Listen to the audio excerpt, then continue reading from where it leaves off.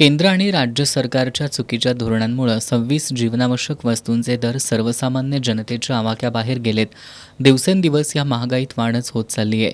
सर्वसामान्य जनतेचं जगणं कठीण होऊन बसलंय.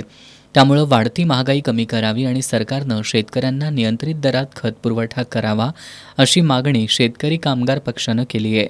जिल्हाधिकारी कार्यालयातील नायब तहसीलदार नम्रता चौगुले शिराणे यांना या मागणीचं निवेदन देण्यात आलं.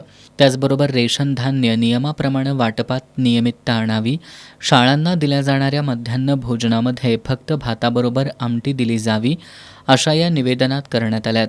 यावेळी शेतकरी कामगार पक्षाचे शहर चिटणीस बाबूराव कदम, गीता कदम, वैशाली सूर्यवंशी, प्रिया जाधव, शीतल पोहाळकर, दिलीप कुमार जाधव, संग्राम माने, प्रकाश शिंदे, रंगराव पाटील, मोहन पाटील, चंद्रकांत सूर्यवंशी, इक्बाल शेख, सुभाष मोहिते, आनंद पोवाळकर आदी उपस्थित होते.